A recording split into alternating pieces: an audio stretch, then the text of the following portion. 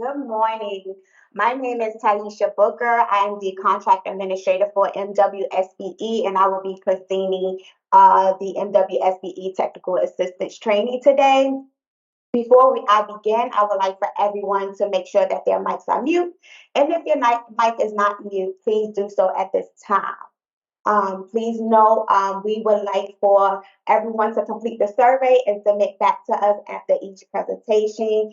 The recording and PowerPoint presentation training will be available on HCD website within 2 business days.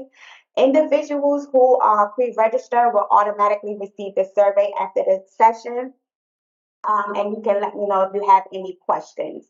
Participants who did not register may access the link provided in the chat box. And I will go ahead and put it in the chat box again if you all missed it at the beginning of the other presentation.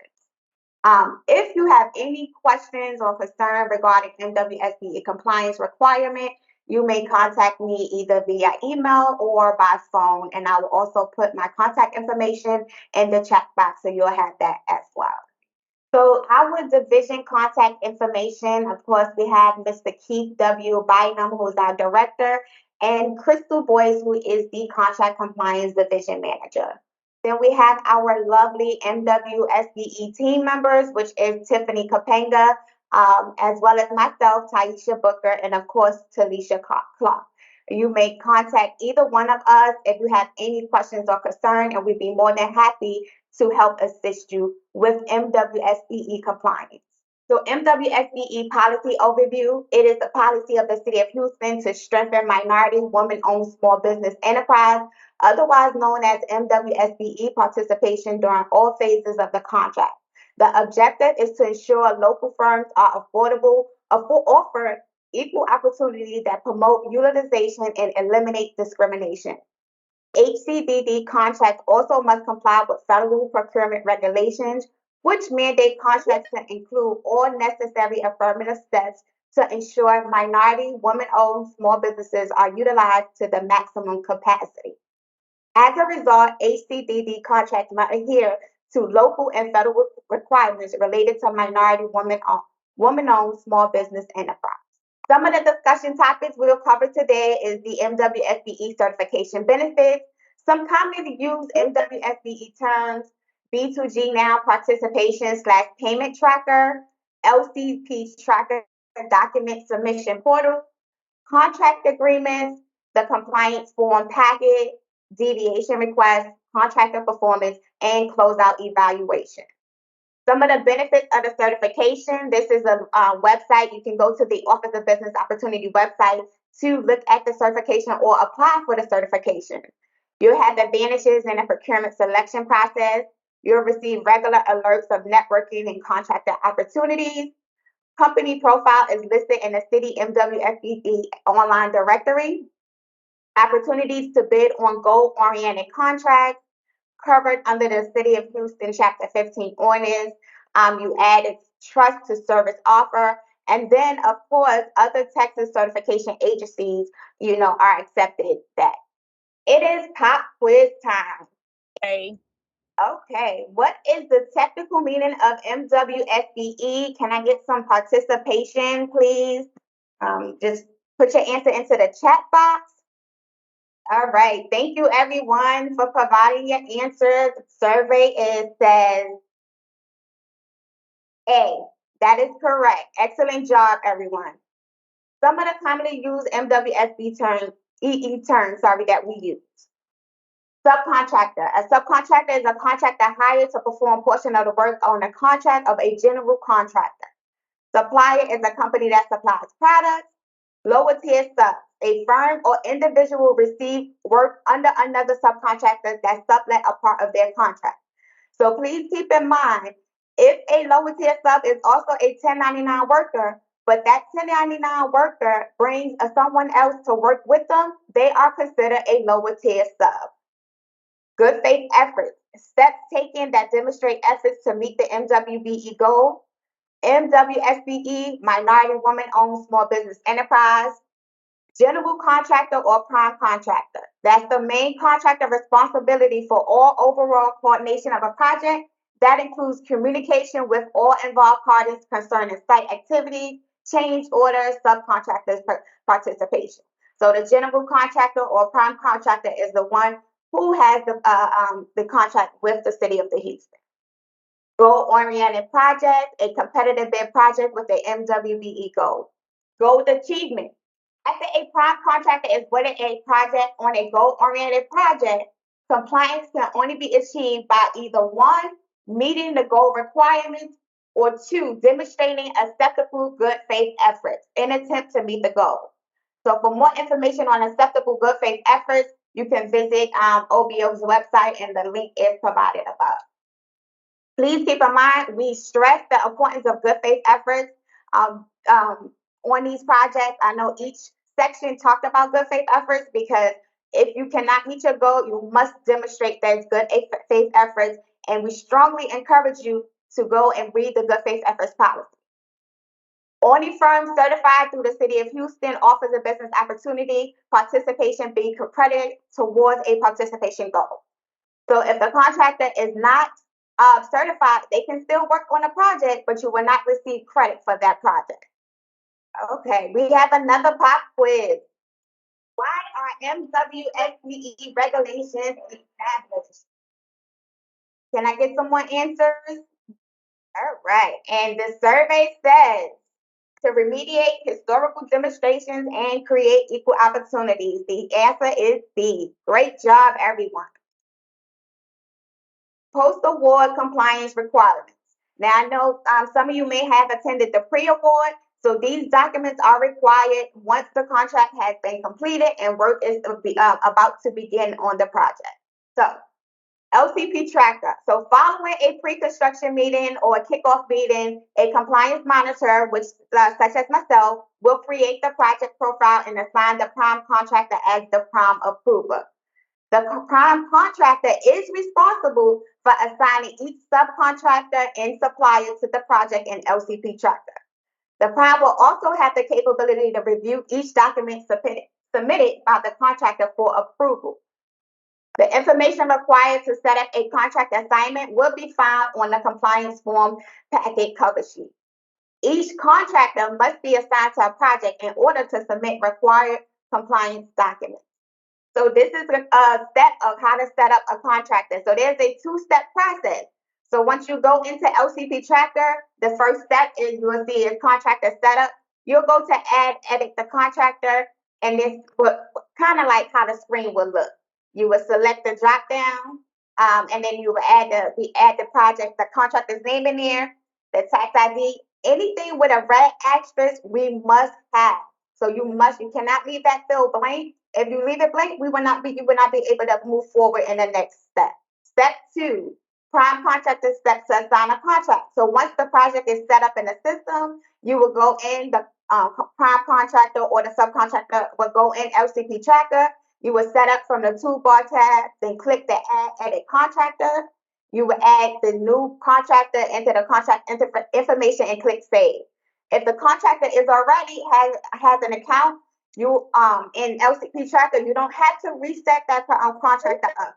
You would just go ahead and assign them to the contract, which is step 4. And of course, if you try to go in LCP Tracker and add the contract in there and they already have an account, it will let you know that there's an account already added for that contractor.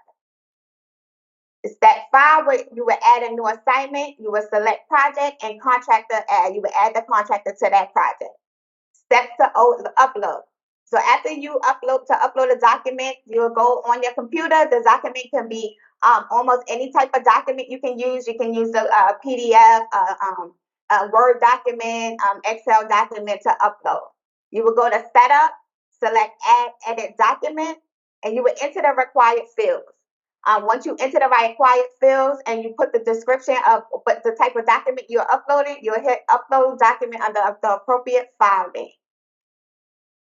And this is pretty much how the screen will look. So you will go to e-documents. Once you're in e-documents, you will hit Upload Documents, and from Upload Documents, you'll see the next screen.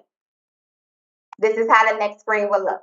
Once you hit Upload Documents, you will select the contractor or who you upload in the form for, the document type, Of course, the date, the description, and once you have that, you'll hit save. Well, you will go and select your file that you need to upload, then save. So again, this is a document upload location. We strive and try to make things easier for contractors when submitting documents, and we thought this would be a great asset to help you instead of always getting your documents rejected because they're in an inappropriate location. This is a checklist that you can use, so please utilize this to the best of your ability. Print it out. Make sure you share it with the subcontractors. This is inside our compliance package. It is also uploaded in LCP Tracker for reference. If you can't find a document or you're just overlooking it, you can always reach out to us and we'll be more than happy to provide this information for you. B2G Now payment reporting and MWSBE participation tracking. So we use two systems. We use the B2G Now for MWSBE. We use the B2G Now payment reporting, and we use LCP Tracker for document submittal only. So after a project is awarded, a profile is set up in B2G for payments and participation tracking of certified and non-certified firms. The assigned MWSBE coordinator will be responsible for adding a contract. So once we have your support and documentation in LCP Tracker, we'll go in and we'll take that information, and then from that information, we will add the contractors in B2G for them to be able to go in and confirm their payments. The contractor is required to enter payments to subcontractors and suppliers within 5 days of payment received from the city. So once the contractor gets paid, they are required to go in and report those payments, and then the subcontractors must go in and confirm those payments. So subcontractors, suppliers, professional service providers are required to confirm payments entered by the prime. This also includes lower tier subcontractors. So they have to go in there and confirm their payments as well. Access to contracts in B2G. So once the contract is set up, you'll get a login. You will log into B2G with your company credentials. Under your dashboard, you would click on a contract. And then you will see a list of all your active projects. Some people may have one, others may have 3, 4, but you will select the appropriate project in question. So this is the steps on how it's populated into B2G. So SAP populates the payment from they made to the contractor. The contractor is notified via email. Once the contractor then is notified, they have to go in and enter the payments for each sub. Then once they enter the payment from the subcontractors will be notified via email. The subcontractor can go in and either confirm that they received that payment or they can reject the payment. And then a compliance audit is complete. If they reject that payment, the prime contractor will be notified that there is a rejection, and the prime contractor has to go in to correct the discrepancy of the payment. And this is kind of what the payment screen will look like. So there's 2 ways that you can enter the payment into B2G. You can do it individually, which is here where you will see you go in and put the payment amount, the date, and or you could go in if you want to do all your subcontractors at one time. You would just hit both submittals, and then you can list all the contractors' payments at one time. And then at the bottom, you make sure you hit review and save, and then it will automatically be populated. The subcontractor, once gets the email notifying that the payment was entered for their firm, they will go in, and this is how the screen will kind of look. They will go in and say, okay, yes, I received $5,000. I'll hit correct. They hit correct. They'll say if retainage is held, yes or no, and then they'll hit save. If not, they'll say incorrect, and then you and fill out the information why is it incorrectly, and also hit save. Compliance form packet. So MWSBE compliance form for certified and non-certified firms. So please keep in mind, everyone working on the project must complete these compliance, MWSBE compliance packet. It may look like a lot, but it's really not a lot. We have one-time forms, we have annual forms, and then we have reoccurring forms, which is our monthly forms. So our one-time forms are like the utilization schedule, the initial utilization plan, the compliance cover sheet, request for clearance form, your start of work notice, the termination of work, execute a subcontract agreement, your SANS verification, Texas controller and your conflict of interest form. Then also every year, until the project is completed, we have our annual document. And our annual document is the conflict of interest form, the Texas controller debarred vendor list, and the request for claims. So once in the beginning, once all these forms are completed, the only form you will have to worry about monthly is your monthly utilization plan. So that's it. So it may look like a lot in the beginning, but once the information is provided and is uploaded, then the only thing you have to worry about monthly are your utilization plans every month until termination of work. So this is what the utilization schedule looks like. This form is only required for the prime contractor. So subcontractors and lower tier subcontractors, suppliers do not need to complete this form. The utilization schedule is a forecast of the company's utilization of certified firms to meet the participation goal on the project. So when the prime contractor initially submitted their participation plan, they list of contractors they would use to meet that goal. They would take those firms and add it to the utilization schedule. Now we have broken out the utilization schedule for construction. So if it's a construction project, you would use construction. If it's a professional service, you would use a professional service, and if it's purchasing, you would use a purchasing. The form must be completed and submitted for review and approval before start of work, and each time there's a change to a plan. So once this form is submitted, you do not have to submit this form again unless there is a change. Or if you're not meeting your goal, if you're not meeting your goal on the project, we will request an updated utilization schedule. And if you submit a deviation request, if you want to submit a deviation request, you will also have to provide an updated utilization schedule, which outlines how you plan to meet your goal with the changes.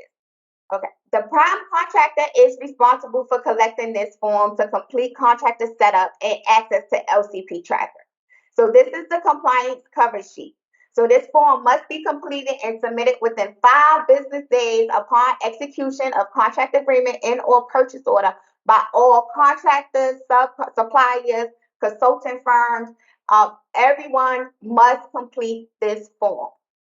It is also important that when you completed this form, that the information provided on this document is accurate. This form is also used to set up the contractor in B2G. So if the information is incorrect, then we're going to upload incorrect information. So please make sure that that information is provided on the forms and the document is completely filled out. The prime contractors must submit a contractor clearance form for every contract, supplier, professional service. Everyone must complete this form. This is the request for clearance form. So this form, along with your SAMS verification, must be uploaded in LCP Tracker. So SAMS verification is to verify the eligibility of contractors to work on a federal funded project. A search must be conducted on the following: the company's full name. If the company has a DBA, you must also do a complete search on that DBA name as well. All principals. If there are 3 principals in the company, you must do three searches on each principal. And of course, the EIN number. Search results in a request for clearance form must be uploaded in LCP Tracker for contractors, suppliers, professional service. Everyone must provide that information. No contract should be executed with a prime contractor, subcontractor, or supplier until their eligibility has been verified. The site now requires the creation of an account to conduct searches. The person conducting the search must be able to log on into the site, otherwise no search result can be retrieved. That does not mean you have to register to do a SAM search. You just have to register your company. You just have to have an account to actually complete a SAMS verification.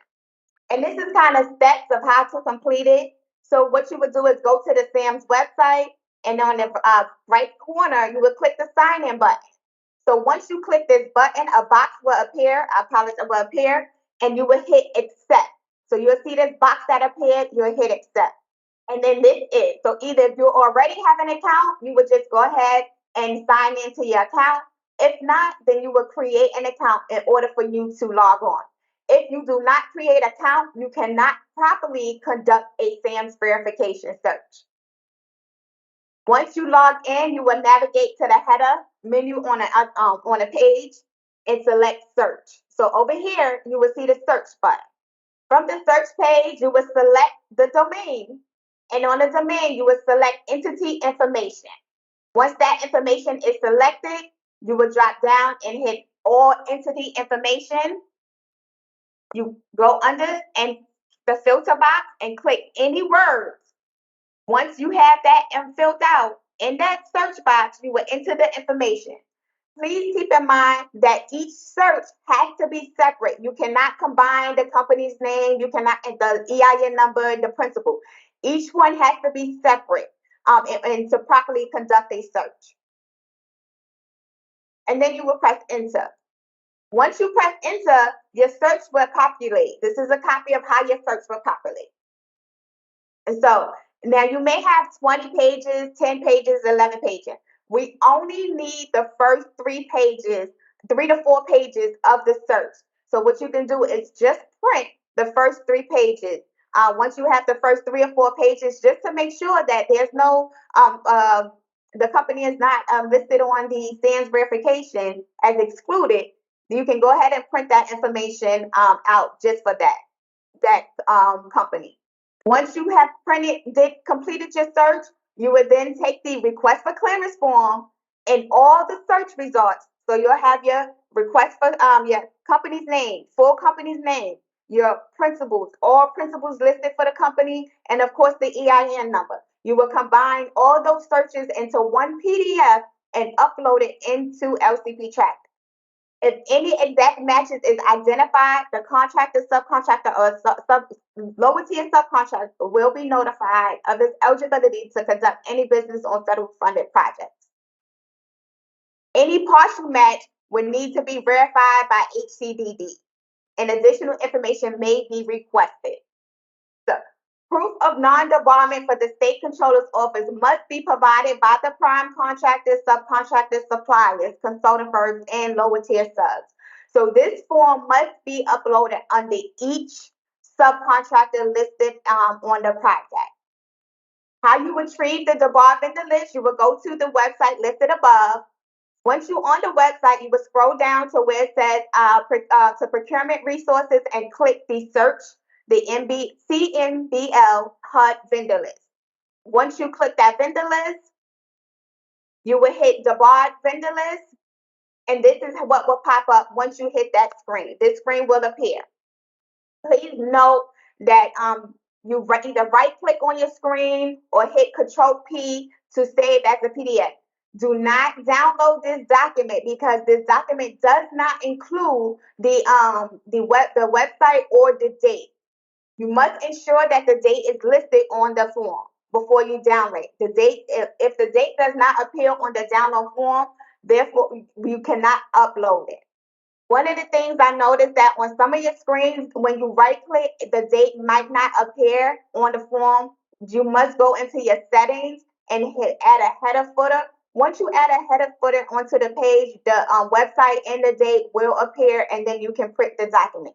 If the date is up, if this form is uploaded in LCP Tracker without a date, it will be rejected. Please make sure that this document is also uploaded under annual contractor verification. Now, this form just is a new form.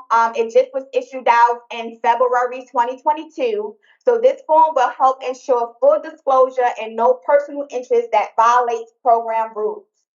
Please make sure that this information is filled out and it has a signature. The signature must be a wet or electronic signature that is acceptable. If it's printed, it will be rejected. It cannot be typed or printed. It has to have a wet or electronic signature before you upload it. Again, if it's uploaded without a signature, we will reject the document. Start a work notice. This form must be completed by the prime contractor, subcontractors, suppliers, professional service providers, as notice of commencement of work. So once you begin on the project, we must have this document on it. We go by this date to start collecting MWSBE compliance documents. So we will begin collecting documents as well as monthly compliance documents. Then we have the utilization plan. So the first document I showed you was the utilization schedule. That was for prime contractors only. The utilization plan is for everyone listed on the project, including the prime contractor as well as subcontractors, suppliers, lower tier subcontractors, professional service providers. So all contractors are responsible for submitting the utilization plan prior to work. So if the contractor started work on February 13th, they should submit a February utilization plan. If they submit starting on February 28th, they still need to provide a February utilization plan. Okay, and this plan is to be submitted every month until the termination of work. Now, if the contractors finish work on September 1st, and then they still need to provide a plan for that month. Subcontract agreements.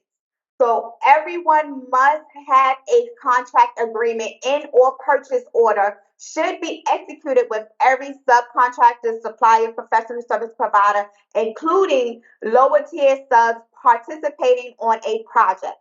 A contract agreement and or purchase orders must include the following: the scope of work, contract amount, signature by both parties from the prime and subcontractor. If it's a lower tier subcontractor, then it must be from that prime and that's address or home if it's a single family, and the mediation clause. If your subcontract agreement is missing any of this information, we will reject the subcontract agreement and ask you to provide a change order or an updated subcontract agreement, which includes these documents. This is a copy of the mediation clause. You can get this information as well from LCP Tracker. It's also listed in there. So you can use this as an attachment to your subcontract agreement, or you can just make sure that you put the phrase in there which says this contract is subject to mediation. Termination of work. Now, this form is to be provided once prime contractor, subcontractor, anyone finish work on a project. They must provide this termination of work. This form will help us as well as help you from submitting monthly compliance documents. So we won't have to keep asking for documents if the contractor portion of work is completed. So make sure that this is submitted, signed, and dated. The date must indicate when the last day was on the project. Single family prime contractor requirements. So must submit an executed subcontract agreement, the contract compliance cover plate sheet, the UP, the start of work notice, and the termination of work notice for every project. The prime contractor is responsible for submitting a monthly UP on every project by the 5th of the month. So for single family, I know you might have, there might be 10, 12 houses. So for each house must also include a monthly utilization plan. A request for contractor subcontractor clearance form, SAM's verification is required for each subcontractor, supplier, professional service provider once throughout the program. So once you're completed in the beginning and then annually. So if the project is still moving forward, you would still provide that document annually. If a contractor has not previously worked under this program or has not been verified through SAM's verification record, will be required to ensure a contractor is eligible to perform on federal funded projects.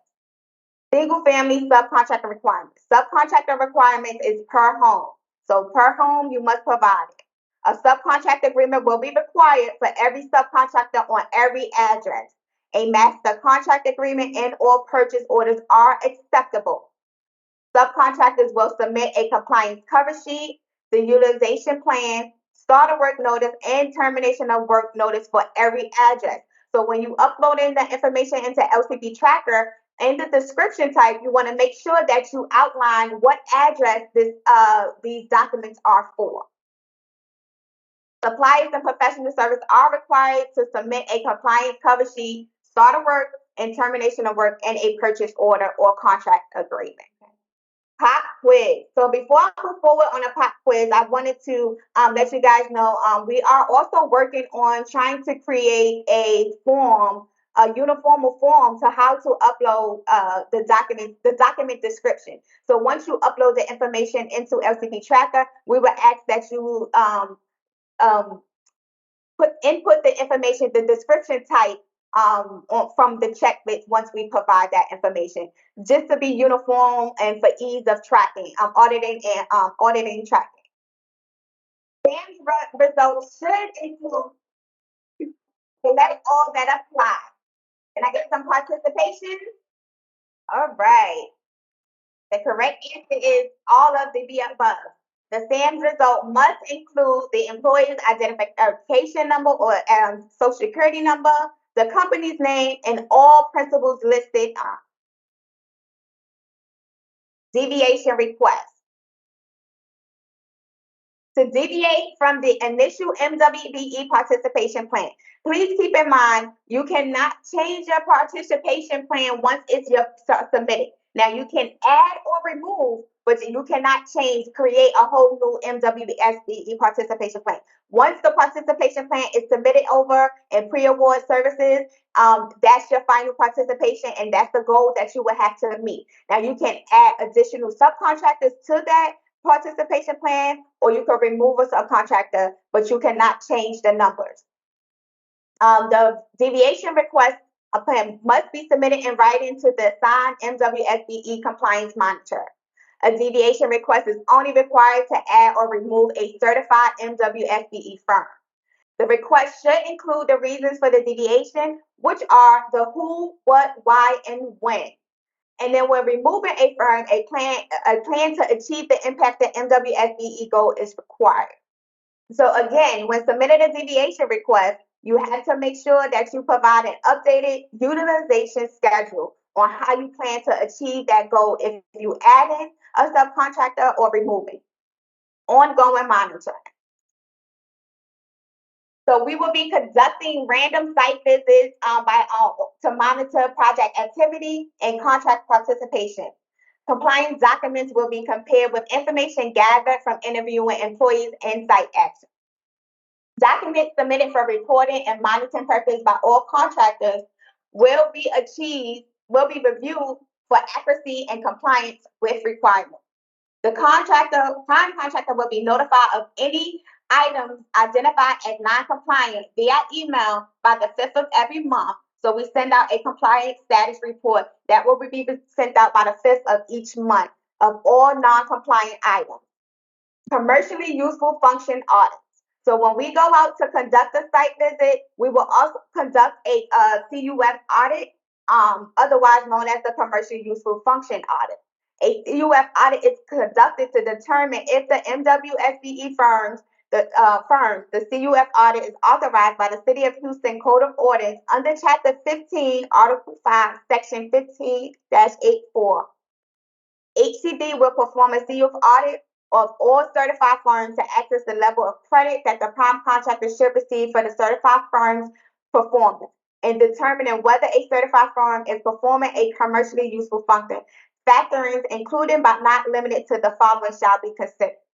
So when we go out, we're basically going to make sure that the firm is performing work in the area or the NICS code that they are certified to perform in. An audit will be conducted on each certified firm to ensure contractors are performing in the NICS code of their certification using their own force. Credits are being applied according to the actual performance on the project. So if we conduct a CUF audit and it's determined that a contractor is not performing a CUF audit, the prime contractor will be notified. Contractor's performance. So here's some red flags that we typically run into or we kind of see. A prime contractor fails to meet the MWB goal required and does not demonstrate acceptable good faith. Now, we stress the importance of good faith and understanding good faith, and please make sure that you reach out. If you feel that you've fallen behind on your goal, it's always important that we stress that you contact your MWSBE coordinator so that we can figure out how can we help you out, with achieving your goal. Prime contractor fails to submit required compliance documents. So we do monthly compliance audits. We send out CSRs of outstanding non-compliance items. So if you get those emails, please do not just skip over them. We're reaching out. We're here to help, right? We're trying to establish a great working relationship. So we're here to help you succeed. Prime contractor fails to review and or submit accurate compliance documents for subcontractors and suppliers. So we always encourage, reach out to us, do one-on-one training. You need help. Don't ever think that it's too much or you asking the same questions over and over. We want to make sure that we're providing you the assistance that you need to succeed in this and completing the project. And the prime contractor fails to submit compliance documents for active contractors. So that is, if we go out on a site visit and I see that there's contractors I have no compliance paperwork for, and they're not even listed in LCP Tracker. So those are some of the things that we run into as red flags. Substantially non-compliant items. So payment withholding. So if a contractor fails to comply with the program requirements, the compliance monitor may recommend withholding of payment draws. So again, when we send out some documents, we say, hey, this is outstanding. You have all this information outstanding. Please provide this information to us. Make sure you get that information to us, or give us a status update. Let us know what's going on. But if you're being silent and we don't know what's going on, we'll be forced to hold the payment until we have the required documents that we need.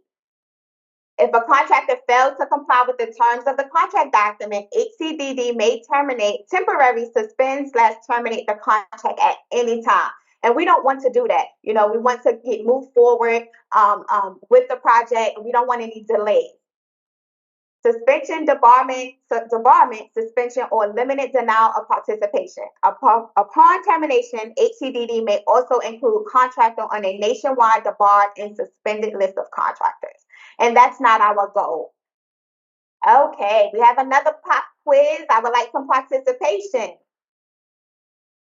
MWSBE is regulated by the City of Houston Ordinance and federal regulation.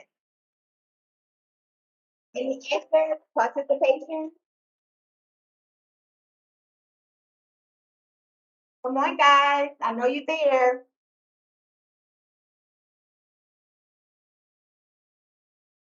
All right, thank you. And the survey says, Right. True. That is correct. Pending closeout project activities. So when a project is pending closeout, site activities are completed under the contract terms.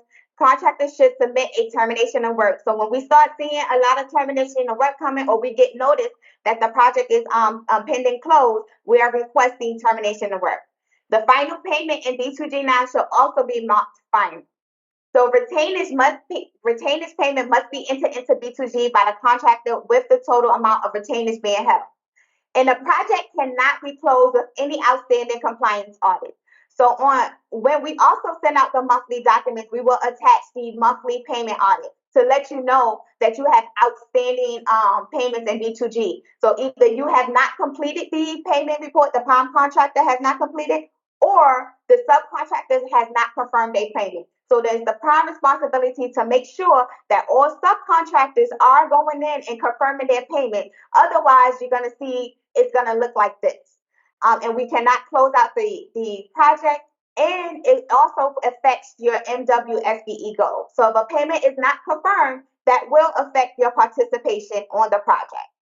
A closeout evaluation consists of evaluating the prime contractor MWBE goal in compliance with the program requirements. So you will be evaluating on your goal requirement as well as the submission of your compliance documents. Subcontractors' performance may impact evaluation ratings of the prime contractor. So let's keep in mind the prime contractor responsibility to making sure that all subcontractors are compliant. So attaching some of the resource links that you can use, which is very helpful.